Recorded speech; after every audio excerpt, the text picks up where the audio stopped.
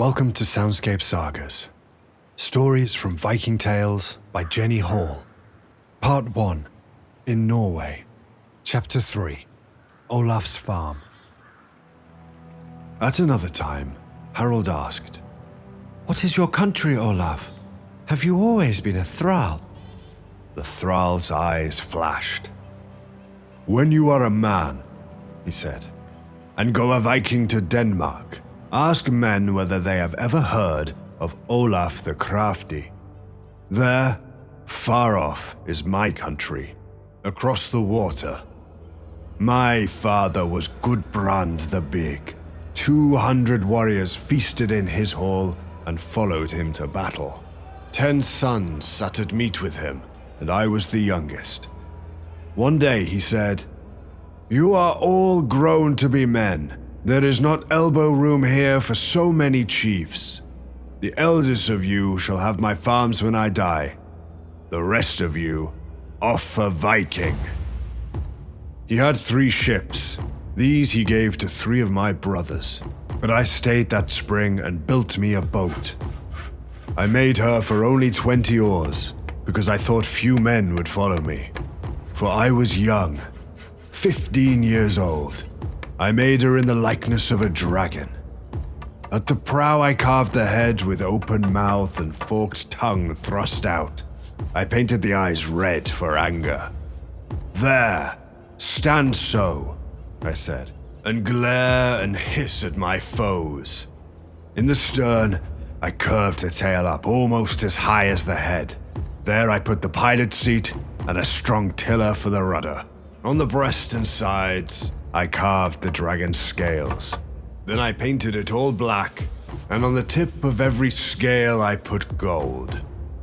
I called her Wave Runner. There she sat on the rollers, as fair a ship as I ever saw. The night that it was finished, I went to my father's feast.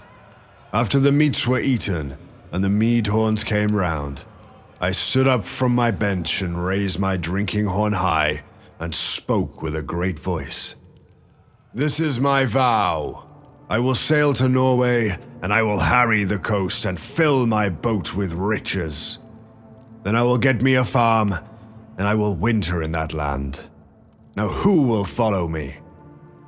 'He is but a boy,' the men said. 'He has opened his mouth wider than he can do.' But others jumped to their feet with their mead horns in their hands. 30 men, one after another, raised their horns and said, 'I will follow this lad, and I will not turn back so long as he and I live.' On the next morning, we got into my dragon and started. I sat high in the pilot's seat. As our boat flashed down the rollers into the water, I made this song and sang it. 'The dragon runs. Where will she steer? Where swords will sing, where spears will bite, where I shall laugh.' So we harried the coast of Norway. We ate at many men's tables uninvited. Many men we found overburdened with gold. Then I said, 'My dragon's belly is never full,' and on board went the gold. Oh, it is better to live on the sea and let other men raise your crops and cook your meals. A house smells of smoke, a ship smells of frolic. From a house you see a sooty roof, from a ship you see Valhalla. Up and down the water we went to get much wealth and much frolic. After a while my men said, 'What of the farm, Olaf?' 'Not yet,' I answered. 'Viking is better for summer. When the ice comes and our dragon cannot play, then we will get our farm and sit down.' At last, the winter came, and I said to my men, 'Now for the farm. I have my eye on one up the coast, away in King Halfdan's country.' So we set off for it. We landed late at night and pulled our boat up on shore and walked quietly to the house. It was rather a wealthy farm, for there were stables and a storehouse and a smithy at the sides of the house. There was but one door to the house. We went to it and I struck it with my spear. "Hello! Oh! Hello!" I shouted, and my men made a great din. At last, someone from inside said, "Who calls?" "I call," I answered. "Open, or you will think it Thor who calls." And I struck my shield against the door so that it made a great clanging. The door opened only a little, but I pushed it wide and leapt into the room. It was so dark that I could see nothing but a few sparks on the hearth. I stood with my back to the wall, for I wanted no sword reaching out of the dark for me. "Now start up the fire," I said. "Come, come," I called. When no one obeyed, "A fire! This is cold welcome for your guests." My men laughed.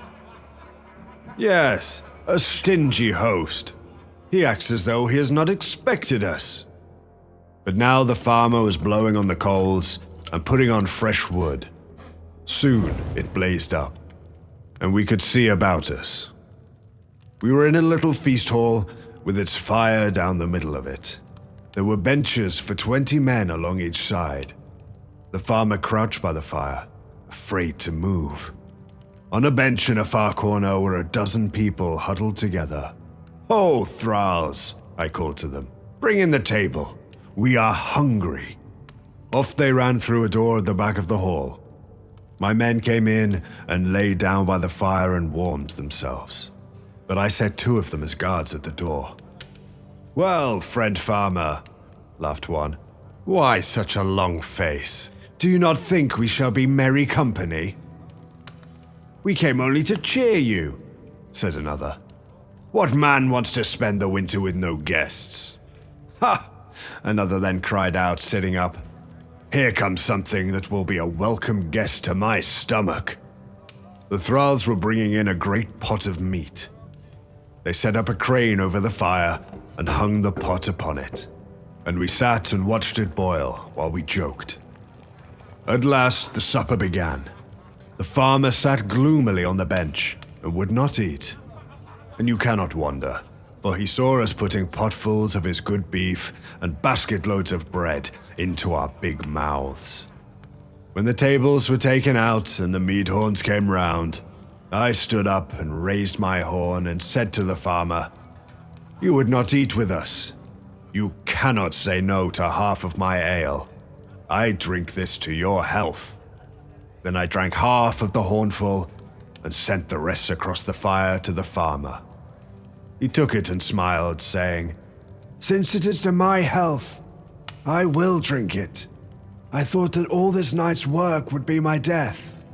"Oh, do not fear that," I laughed, "for a dead man sets no tables." So we drank, and all grew merrier. At last I stood up and said, "I like this little taste of your hospitality, friend farmer. I have decided to accept more of it." My men roared with laughter. "Come," they cried, "thank him for that, farmer. Did you ever have such a lordly guest before?" I went on. "Now there is no fun in having guests unless they keep you company and make you merry. So I will give out this law, that my men shall never leave you alone. Hakon there shall be your constant companion, friend farmer. He shall not leave you day or night, whether you are working or playing or sleeping. Leif and Grim shall be the same kind of friends to your 2 sons. I named 9 others and said, and these shall follow your thralls in the same way. Now, am I not careful to make your time go merrily?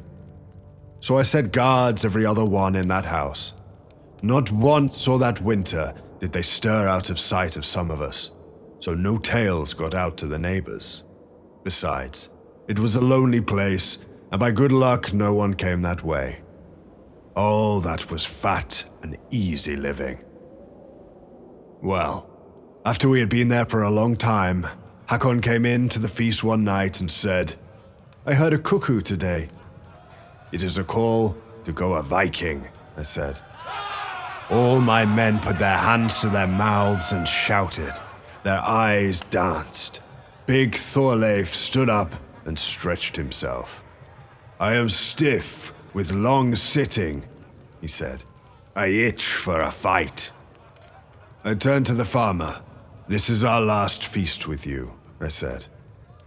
"Well," he laughed, "this has been the busiest winter I ever spent, and the merriest. May good luck go with you."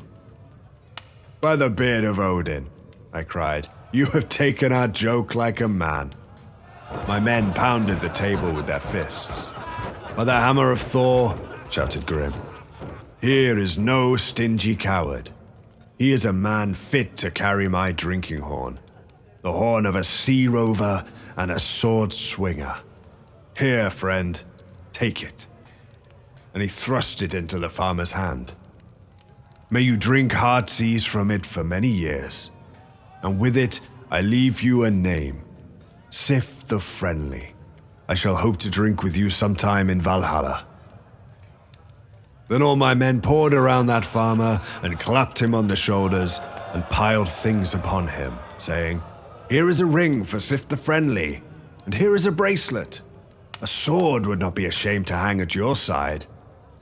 I took 5 great bracelets of gold from our treasure chest and gave them to him. The old man's eyes opened wide at all these things, and at the same time he laughed. "May Odin send me such guests every winter." Early next morning we shook hands with our host and boarded the Wave Runner and sailed off. "Where shall we go?" my men asked. "Let the gods decide," I said, and tossed up my spear. When it fell on the deck, it pointed upshore, so I steered in that direction. That is the best way to decide, for the spear will always point somewhere, and one thing is as good as another. That time it pointed us into your father's ships. They closed in battle with us and killed my men, sunk my ship, and dragged me off a prisoner. They were 3 against 1, or they might have tasted something more bitter at our hands. They took me before King Halfdan. "Here," they said, "is a rascal who has been harrying our coasts. We sunk his ship and men, but him we brought to you." "A robber Viking," said the king, and scowled at me. I threw back my head and laughed. "Yes, and with all your fingers it took you a year to catch me." The king frowned more angrily. "Saucy too," he said. "Well, thieves must die. Take him out, Thorkel, and let him taste your sword." Your mother, the queen, was standing by. Now she put her hand on his arm and smiled and said, "He is only a lad. Let him live. And would he not be a good gift for our baby?" Your father thought a moment, then looked at your mother and smiled. "Soft heart," he said gently to her. Then to Thorkel, "Well, let him go, Thorkel." Then he turned to me again, frowning. "But, young sharp-tongue, now that we have caught you, we will put you into a trap that you cannot get out of. Weld an iron collar on his neck." So I lived, and now I am your tooth thrall. Well, it is the luck of war. But by the chair of Odin I kept my vow. "Yes," cried Harald, jumping to his feet. "And had a choke into the bargain. Sometime I will make a brave vow like that." Thank you for listening. Please join me again to hear another story. Until then, farewell.